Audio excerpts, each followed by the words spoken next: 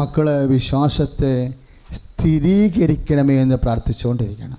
ഇപ്പോഴ് നമ്മളെ സംബന്ധിച്ചിടത്തോളം നമ്മൾ ഉടമ്പടി സ്ഥിരീകരിക്കും, ദൈവം ഉടമ്പടി സ്ഥിരീകരിക്കും. രണ്ട് സംഭവങ്ങൾ നടക്കും.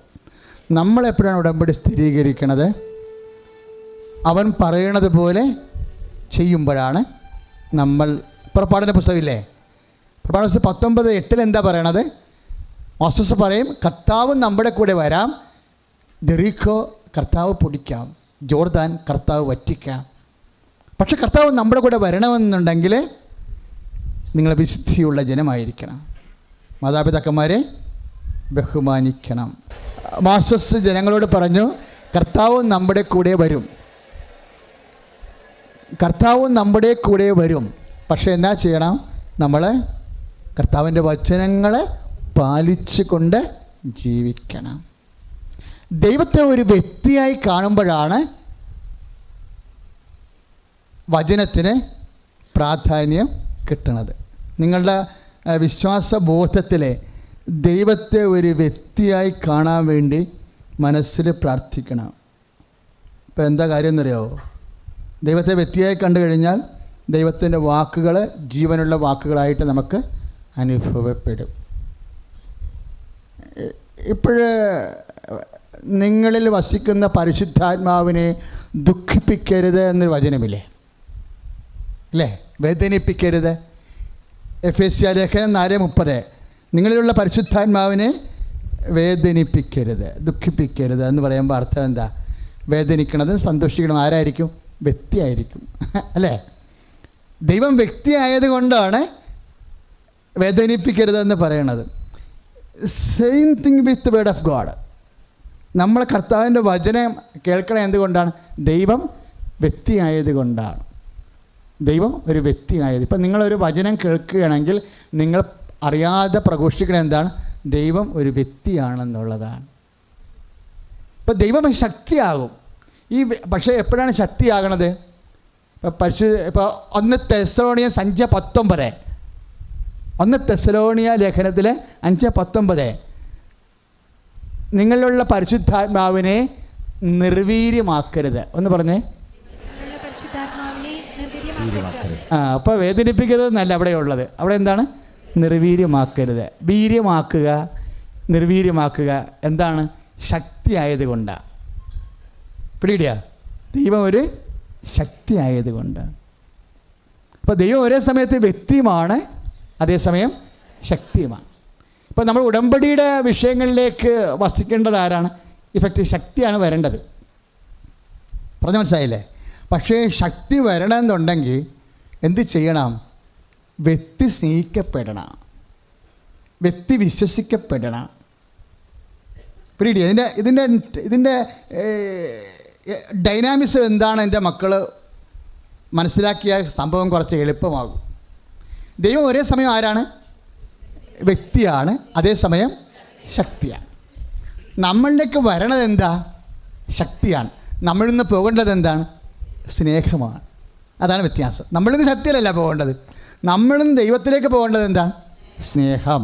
ദൈവത്തിൽ നിന്ന് നമ്മളിലേക്ക് വരേണ്ടത് എന്താ? ശക്തി. അതാണ് ഈശോ പറയണത്, എന്നെ സ്നേഹിക്കുന്നവൻ എൻ്റെ കൽപ്പന പാലിക്കും. ഉടമ്പടി അതാണല്ലോ. അവൻ പറയണത് പോലെ ചെയ്യുക എന്ന് പറഞ്ഞാൽ അമ്മ പറയണത് എന്താ? നടക്കാത്ത കാര്യം നടത്തിയെടുക്കാൻ, ആകാത്ത സമയം ആക്കിയെടുക്കാൻ. അമ്മ പറയുന്ന ഫോർമുല എന്താണ്? അവൻ പറയണത് പോലെ ചെയ്യുക. അപ്പം അവൻ പറയണ പോലെ ചെയ്യണമെങ്കിൽ എന്ത് വേണം? സ്നേഹം വേണം. അതാണ് ഈശോ പറഞ്ഞത്, എന്നെ സ്നേഹിക്കുന്നവൻ എൻ്റെ കൽപ്പന പാലിക്കും. അപ്പോൾ എൻ്റെ ഈ മക്കളെ കാരുണ്യ പ്രവൃത്തി ചെയ്യുമ്പോഴും പത്രം വിതരണം, പ്രേക്ഷിത പ്രവർത്തനം ചെയ്യുമ്പോഴും നമ്മളെങ്ങനെ ചെയ്യണത്? കർത്താവേ, ഞാൻ കാരുണ്യ പ്രവൃത്തി ചെയ്യുന്നു, കാരണം ഞാൻ നിന്നെ സ്നേഹിക്കുന്നു എന്ന് പറയണം. റീഡിയാ, നിങ്ങളെ വെറുതെ പ്രവർത്തിക്കരുത്, അത് വേസ്റ്റാകും. നിങ്ങൾ എന്ത് പ്രവർത്തിച്ചാലും എന്ത് പറയണം? കർത്താവ്, ഞാൻ ഈ പത്ര വിതരണം ചെയ്യണത് എന്തിനാ? പ്രേക്ഷിത പ്രവർത്തനം, ബിക്കോസ് ഐ ലവ് യു. നമ്മൾ ദൈവത്തെ സ്നേഹിക്കണത് കൊണ്ടാണ്. നമ്മൾ ദൈവത്തെ സ്നേഹിക്കാനുള്ള അതിൻ്റെ അടിസ്ഥാനം എന്താ? നമ്മൾ ദൈവത്തെ സ്നേഹിക്കാനുള്ള അടിസ്ഥാനം എന്താ? അതാണ് യോഹന്നാൻ 4:8 പറയണം. 1 യോഹന്നാൻ 4:8. കാരണം ആദ്യം അവിടുന്ന് നമ്മളെ സ്നേഹിക്കുകയും പറഞ്ഞേ നമ്മുടെ രക്ഷയ്ക്കായി സ്വന്തം പുത്രനെ ഏൽപ്പിച്ചു നൽകി എന്നതിലാണ് സ്നേഹം. അപ്പൊ നമ്മൾ ദൈവസ്നേഹത്തോടെ ഒരു കാരുണ്യ പ്രവൃത്തി ചെയ്യുമ്പോൾ ആ പ്രവർത്തനങ്ങളിലൂടെ ആദ്യം ദൈവം നമ്മളെ സ്നേഹിച്ചത് നമ്മൾ അനുസ്മരിക്കുകയും ഏറ്റുപറയുകയും ചെയ്യുകയാണ്. അതാണ് പൗലോസ് അപ്പോസ്തലൻ 1 കൊറിന്തോസ് 13:14 സ്നേഹം ആയിരിക്കട്ടെ നിങ്ങളുടെ ഒന്ന് പറഞ്ഞേ. അതാണ്. അപ്പോഴും നമ്മൾ കാരുണ്യ പ്രവൃത്തി ചെയ്യുമ്പോഴും നമ്മുടെ ലക്ഷ്യം എന്താണ്? ക്ഷമിക്കുമ്പോഴും നമ്മുടെ ലക്ഷ്യം എന്താണ്? സഹിക്കുമ്പോഴും നമ്മുടെ ലക്ഷ്യം എന്താ? സ്നേഹമായിരിക്കട്ടെ നിങ്ങളുടെ ലക്ഷ്യം. കാര്യം എന്താണ്? എന്തുകൊണ്ടാണ് അങ്ങനെ സ്നേഹത്തെ ലക്ഷ്യമാക്കാൻ കാര്യം എന്താണ്? ദൈവം വ്യക്തിയായത് കൊണ്ടാണ്. മനസ്സിലായില്ലേ? ദൈവം വ്യക്തിയാകുമ്പോൾ നമ്മൾ ദൈവത്തെ, ആ വ്യക്തിയെ സ്നേഹിക്കുക. അതുകൊണ്ടാണ് ഈശോ പറഞ്ഞത്, എന്നെ സ്നേഹിക്കുന്നവൻ എൻ്റെ കൽപ്പന പാലിക്കും. അപ്പോൾ എൻ്റെ പിതാവ് അവനെ സ്നേഹിക്കുകയും ഞങ്ങൾ വന്ന് അവനിൽ വാസം ഉറപ്പ്. എന്ത് രസമാണ് കർത്താവിൻ്റെ വചനം! എല്ലാം വ്യക്തമാണ്. യോഹന്നാൻ 14:21. അപ്പം ഞങ്ങൾ ദൈവം വരുമ്പോൾ നമ്മുടെ ശരീരത്തിലേക്കാണ് വരണമെന്നുണ്ടെങ്കിൽ എന്തായി മാറും? അത് സൗഖ്യമായി മാറും. രോഗത്തിലേക്കാണ് വരണമെന്നുണ്ടെങ്കിൽ. പറഞ്ഞ മനസ്സിലായില്ലേ? അതാണ് രക്തസ്രാവക്കായ രോഗി പിന്നിലൂടെ വന്ന് ലൂക്കാ 8:45 സ്നേഹിക്കണ വിശ്വാസത്തോടെയാണ് അവൾ വരണത്. കേവല വിശ്വാസമല്ല, സ്നേഹിക്കണ വിശ്വാസത്തോടെ അവൾ വന്ന് വസ്ത്രത്തിൻ്റെ വിളിമ്പ് തൊടുമ്പോൾ കർത്താവിൻ്റെ ശക്തി ഇറങ്ങി വരും അതിലേക്ക്. അതെന്തിലേക്കാണ് വന്നത്? അവളുടെ രക്തസ്രാവത്തിലേക്കാണ് വന്നത്. അവളുടെ രോഗാതുരമായ ശരീരത്തിലേക്ക് വന്നു, അല്ലേ? അപ്പം ദൈവത്തിൻ്റെ ഞങ്ങൾ വന്ന് എന്നുള്ള രീതിയിൽ ദൈവത്തിൻ്റെ ശക്തി ദൈവം ഇറങ്ങി വരുമ്പോൾ അത് ക്യാൻസറിലേക്കാണ് വരുന്നുണ്ടെങ്കിൽ ക്യാൻസർ സുഖപ്പെടും. ഇപ്പോൾ ഒരു മുഴ സുഖപ്പെട്ട പറഞ്ഞില്ലേ, അല്ലേ? ആ ശക്തി, ദൈവത്തിൻ്റെ ശക്തി മുഴയിലേക്ക് വന്നപ്പോൾ ആ മുഴ ചുങ്ങിപ്പോയി, കാണാനില്ല. ഒരു തടിപ്പ് ഉണ്ടെന്ന് പറഞ്ഞു, പിന്നെ തടിപ്പ് കാണാനില്ല. കൈ അടിച്ച് കർത്താവ് ഹല്ലേലൂയ. എന്നെ സ്നേഹിക്കുന്നവൻ എൻ്റെ കൽപ്പന, അപ്പോൾ എൻ്റെ പിതാവ് അവനെ സ്നേഹിക്കുകയും ഞങ്ങൾ വന്നവനിൽ. അപ്പോൾ ദൈവം വാസമർപ്പിക്കുന്ന ദൈവത്തിൻ്റെ ശക്തി വരുന്ന ശരീരത്തിൽ രോഗത്തിലാണെങ്കിൽ എന്ത് സംഭവിക്കും? ഇനി ദൈവശക്തി നമ്മുടെ ജീവിത മണ്ഡലങ്ങളിലേക്ക് വരും. ഇപ്പോൾ ഒരു സാക്ഷ്യം നമ്മൾ കേട്ടില്ലേ? എന്തിനാ കേട്ടത്? 9 പ്രാവശ്യം IELTS എഴുതി, ഇല്ലേ? തോറ്റുപോയി. പിന്നെ ഒരു OIT എഴുതി, അപ്പോഴും തോറ്റുപോയി. പിന്നെ വന്ന് ഉടമ്പടി ചെയ്തു, ദൈവത്തെ സ്നേഹിച്ചു, അല്ലേ? ദൈവത്തിൻ്റെ കൽപ്പന പാലിച്ചു, അതിൻ്റെ പേരിൽ കാരുണ്യ പ്രവൃത്തി ചെയ്തു, അതിൻ്റെ പേരിൽ പ്രശ്ന പ്രവർത്തനം ചെയ്തു. ദൈവത്തെ സ്നേഹിച്ചപ്പോൾ ഞങ്ങൾ വന്നു. എങ്ങോട്ട് വന്നു? ജീവിത മണ്ഡലങ്ങളിൽ വന്നു. അപ്പോൾ എന്തായി മാറി? അനുഗ്രഹമായി മാറി. Physical favours, blessings. ബ്ലെസ്സിങ്സ് അങ്ങനെയാണ് ഉണ്ടാകണത്. ബ്ലെസ്സിങ്സ് എന്ന് പറഞ്ഞാൽ എന്താ? അനുഗ്രഹങ്ങൾ. ഫിസിക്കൽ ഫേവേഴ്സാണ്. എന്താ ഫിസിക്കൽ ഫേവേഴ്സ്? ഭൗതിക ആനുകൂല്യങ്ങൾ. ഇപ്പോൾ ഭൗതിക കാര്യങ്ങളിൽ നിനക്ക് ഒരു പാപ്പരത്വമാണ്, പരാധീനതയാണെന്നുണ്ടെങ്കിൽ എന്ത് ചെയ്യണം? ആ മണ്ഡലങ്ങളിലേക്ക് നിൻ്റെ ദൈവം വരും. ദൈവം ഒരു വ്യക്തിയാണ്. വ്യക്തിയെ സ്നേഹിക്കുമ്പോൾ ശക്തി വരുന്നു. ശക്തി വന്നിട്ട് അത് ബോഡി വരുമ്പോൾ സൗഖ്യമാകുന്നു. അത് ജീവിത മണ്ഡലങ്ങൾ വരുമ്പോൾ അനുഗ്രഹമായി മാറുന്നു. ഇനി ദൈവത്തിൻ്റെ ശക്തി ആത്മാവിലേക്ക് വരും. ഇപ്പം ഞങ്ങൾ വന്ന് അവന് വാസ്തു ഉറപ്പിക്കുമെന്നല്ലേ പറഞ്ഞത്? ഞങ്ങൾ എവിടേക്കാണ് വരണം എന്നാണ് ഇപ്പോഴും കർത്താവിൻ്റെ വചനം പറയുന്നത്. ശരീരത്തിൽ വരും, ജീവിത മണ്ഡലങ്ങളിൽ വരും, പിന്നെന്താണ്? ആത്മാവിൽ വരും. ആത്മാവിൽ വരുമ്പോൾ എന്തായി മാറും? കൃപയായി മാറും. മനസ്സിലായില്ലേ? അപ്പോൾ ആത്മാവ് എന്ത് പറ്റും? ആത്മാവിന് പുണ്യപൂർണ്ണമാകും. കുദാശയുടെ ഇഫക്റ്റാണ്. കുദാശ എന്ന് പറഞ്ഞാൽ എന്താ? കാണപ്പെടാത്ത ദൈവത്തിൻ്റെ വരപ്രസാദം. പറഞ്ഞേ, നമുക്ക് ലഭിക്കാൻ ഈശോ മിശിഹ സ്ഥാപിച്ച കാണപ്പെടുന്ന അടയാളം കുദാശ. അപ്പോൾ ഈ കാണപ്പെടുന്ന അടയാളത്തിലൂടെ നമുക്ക് എന്താ ലഭിക്കണത്? കാണപ്പെടാത്ത ദൈവത്തിൻ്റെ വരപ്രസാദമാണ് ലഭിക്കുന്നത്. അപ്പോൾ ദൈവത്തിൻ്റെ വരപ്രസാദം ലഭിക്കുന്ന എല്ലാ അടയാളങ്ങളും അനൗദ്യോഗിക കുദാശകളാണ്.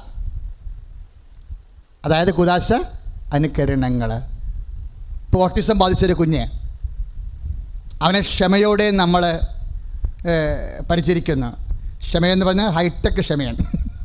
സാധാരണ ക്ഷമ കൊണ്ട് ഒരു ഓട്ടിസം ബാധിച്ച കുഞ്ഞിനെയും കൊണ്ട് നമുക്ക് ജീവിക്കാൻ പറ്റത്തില്ല. കാര്യം ഏത് സമയത്ത് നമ്മുടെ മോന്തക്കിട്ട് അടിക്കുമെന്ന്. നമ്മൾ എങ്ങനെ ചോറ് കൊടുത്താലും കിടത്തി ഉറക്കിയാലും കൊച്ചെഴുന്നേക്കുമ്പോൾ പാർസൽ അടി മുഖത്ത് തോന്നും. നമ്മൾ ദൈവം ഇതിനെ കാലെ പിടിച്ച് നിലത്തിൽ അടിക്കണം തോന്നിപ്പോവും. നമുക്ക് ദേഷ്യവും അരിശവും ഉണ്ടാകും. സാധാരണ നമ്മൾ ദേഷ്യത്തിൽ നിന്നും നെഗറ്റീവിൽ നിന്നാണ് വരണത്, മൈനസ് നെഗറ്റീവിൽ നിന്നാണ് കയറി വരേണ്ടത്. ഇപ്പോൾ ഓട്ടിസം ബാധിച്ചൊരു കുഞ്ഞിനെ കൊണ്ട് ജീവിക്കുന്നത് പ്രതലത്തിൽ നിന്നല്ല ലോഞ്ച് ചെയ്യണത് സ്നേഹം. പിന്നെ എങ്ങനെയാണ്? മൈനസ് നെഗറ്റീവിൽ നിന്നാണ് വരണത്. കാര്യം ദേഷ്യത്തിൽ നിന്നും അരിശമാണ് നമുക്കുള്ളത്. കാര്യം അടികൊള്ളുമ്പോൾ ആർക്കായാലും ഏത് അമ്മക്കായാലും അരിശം വരും. ഈ അരിശത്തിൽ നിന്നാണ് നമ്മൾ ന്യൂട്രൽ വന്നിട്ട് പിന്നെ അവിടെ നിന്നാണ് കൊച്ചിനോട് സഹിക്കുന്ന സ്നേഹത്തിലേക്ക് പോകുന്നത്. അപ്പോൾ എന്നാ ഒരു ഗ്രാവിറ്റിയാണ് ആ ഗ്രേസിന്. സാധാരണ ഗ്രേസ് അല്ല അത്. അതാണ് ഹൈടെക് ഗ്രേസ് എന്ന് അച്ഛൻ പറഞ്ഞതിൻ്റെ കാര്യം. ഇതിൻ്റെ മേല് നമുക്ക് താങ്ങാനാവാത്ത വിഷയത്തിൻ്റെ മേലും കീഴടക്കാനാവാത്ത വിഷയത്തിൻ്റെ മേലും നമുക്ക് വേണ്ടത് അനുഗ്രഹമല്ല വേണ്ടത്. എന്താ വേണ്ടത്? കൃപയാണ് വേണ്ടത്. Praise the Lord. അവിടെ അനുഗ്രഹം കൊണ്ട് നിൽക്കത്തില്ല. അവിടെ എന്ത് വേണം? നിനക്ക് താങ്ങാനാവാത്ത വിഷയം, നിനക്ക് സഹിക്കാനാവാത്ത സാഹചര്യം, അതിനെ അതിലംഘിക്കാൻ എന്താ? പത്രോസ് ചോദിച്ചില്ലേ കർത്താവിനോട്, ഭാര്യാഭർത്താക്കന്മാർ തമ്മിലുള്ള ബന്ധം, വിവാഹബന്ധം ഇത്തരത്തിലാണെങ്കിൽ കല്യാണം കഴിക്കാണ്ടിരിക്കണതല്ലേ നല്ലത്? അല്ലേ? അങ്ങനെ ചോദിച്ചില്ലേ? നല്ല ചോദ്യമാണ്, നമുക്ക് വേണ്ടി ചോദിച്ചതാ. ജനിക്കണ കൊച്ചു ഓട്ടിസമാണെങ്കിൽ കൊച്ചുണ്ടാക്കാതിരിക്കണതല്ലേ നല്ലത്? അപ്പം കർത്താവ് എന്നാ പറയും? മത്തായി 19:11 എന്താ പറയണത്? അതിനുള്ള കൃപ ലഭിച്ചാൽ ഈ സാഹചര്യത്തെ നിനക്ക് കൺഫ്രണ്ട് ചെയ്യാൻ പറ്റും, സാക്ഷിയാകാൻ പറ്റുമെന്നാണ്. അപ്പോൾ അവിടെയാണ് കൃപയുടെ ഒരു സാധ്യത വരണത്. അപ്പം ചിലത് അനുഗ്രഹം കൊണ്ട് നടക്കത്തില്ല, കൃപ തന്നെ വേണം. ഓട്ടിസം ബാധിച്ച കുഞ്ഞുമായിട്ട് നമ്മൾക്ക് അക്കമ്പനി ചെയ്ത് പോകണമെന്നുണ്ടെങ്കിൽ എന്ത് വേണം? കൃപ വേണം. എന്താണ് കൃപ? ദൈവത്തിൻ്റെ ശക്തിയാണ് കൃപ. 2 കൊറിന്ത്യർ 12:9 ബലഹീനതയിലാണ് ദൈവത്തിൻ്റെ ശക്തി, കൃപ പ്രവർത്തിക്കുന്നത്. കൃപയ്ക്കുള്ള പ്രശ്നമുണ്ട്, അനുഗ്രഹം പ്രവർത്തിക്കത്തില്ല. മനസ്സിലായില്ലേ? അനുഗ്രഹം അനുഭവിക്കുകയുള്ളൂ, അനുഗ്രഹം പ്രവർത്തിക്കത്തില്ല, കൃപ പ്രവർത്തിക്കും. ഇപ്പം കൃപ പ്രവർത്തിക്കണത് എന്താണ്? അത് ബുദ്ധിയും ബോധവും ശക്തിയുമുള്ള ഒരു കോൺഷ്യസ് ആയിട്ടാണ് കൃപ പ്രവർത്തിക്കുന്നത്. എന്താണ്? ദൈവത്തിൻ്റെ പേഴ്സണൽ ടച്ചാണത്, വ്യക്തി ദൈവത്തിൻ്റെ നമ്മുടെ ഉള്ളിലല്ല വരുന്നത്. അതന്നെ ഗലാത്യർ 6:18 കർത്താവിൻ്റെ കൃപ നിൻ്റെ ആത്മാവിൻ്റെ കൂടെ ഉണ്ടാവട്ടെ എന്ന്. Praise the Lord.